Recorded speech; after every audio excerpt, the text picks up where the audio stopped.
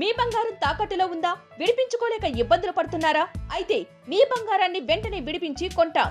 Ganesh gold. మీరు సంప్రదించాల్సిన phone నంబర్లు 9160-266-916, 8712619507. Blood purification లేదనుకోండి, అప్పుడు లివర్ చెడిపోతుంది. సో బ్లడ్ ప్యూరిఫికేషన్కి లివర్కి సంబంధం లేదండి. ఫస్ట్ బ్లడ్ ప్యూరిఫై అంటే ఏంటి, అదొక వర్డ్. బ్లడ్ ప్యూరిఫై అంటే ఆ పని అంతా మనకి బేసిక్గా హార్ట్ చేసే పని. సో లివర్ ఏం చేస్తుంది, ఆ ప్యూరిఫై వర్డ్ని లివర్ మన బాడీలో అవసరం లేనివన్నీ తీసేస్తుంది, డీటాక్సిఫై చేస్తుంది అనమాట. సో దానికి సంబంధం లేదు.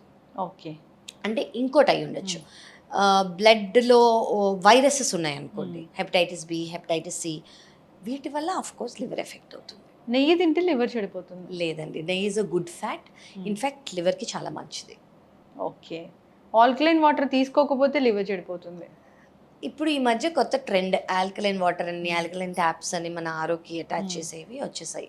సో ఆల్కలైన్ వాటర్ వల్ల లివర్ హెల్త్ ఇంప్రూవ్ అవుతుందని ఏం లేదు కానివ్వండి. One kind of alkaline water, hydrogen water అంటాం మనం దానివల్ల ఫ్యాటీ లివర్ ఇంప్రూవ్ అవుతుందని చిన్న చిన్న స్టడీస్ వచ్చాయి, ర్యాండమైజ్ కంట్రోల్. పెద్ద స్టడీస్ రాలేదు, పెద్ద ప్రూఫ్స్ లేవు మనకి, కానీ హైడ్రోజన్ వాటర్ మంచిది అని అంటారు. నాన్ వెజ్ తీసుకుంటే లివర్ చెడిపోతుంది? లేదండి, ఇది చాలా ఇంపార్టెంట్ క్వశ్చన్. ఎస్పెషలీ జాండిస్లో నాన్ వెజ్ తీసుకోకూడదు అని పచ్చం పెట్టేస్తారు నాన్ వెజ్ తీసుకునే వాళ్ళకి. సో లేదండి, ఇన్ఫ్యాక్ట్ నాన్ వెజ్ అంటే చికెన్, ఫిష్, ఎగ్ వైట్ తీసుకుంటే అది ప్రోటీన్, ఇన్ఫ్యాక్ట్ లివర్ని సపోర్ట్ చేసిన వాళ్ళు అవుతారు. కళ్ళు పసుపచ్చిగా మారితే లివర్ చెడిపోయినట్లే? అవునండి.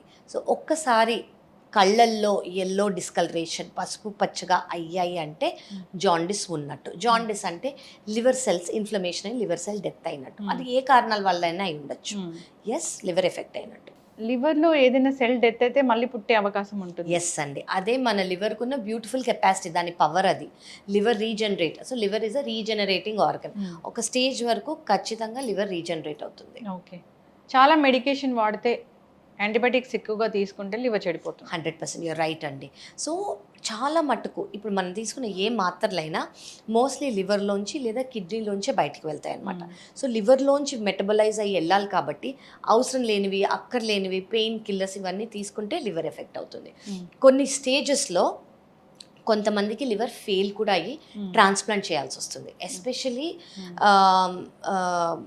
ఆయుర్వేదిక్ మెడికేషన్స్, అన్నోన్ మెడికేషన్స్ తీసుకుంటారు కదా, వీటికైతే పేర్లు ఉండవు. వాటి వల్ల ఎమర్జెన్సీ లివర్ ట్రాన్స్ప్లాంట్ చేసిన వాళ్ళు ఉన్నాము. కీమో చేయించుకుంటే లివర్ పాడైపోతుంది అంటే కొన్ని కీమోథెరపెటిక్ డ్రగ్స్, ఎస్ యువర్ రైట్, వాటికి side effects, liver function test elevate అవుతుంది, లివర్లో కొంచెం చేంజెస్ వస్తుంది.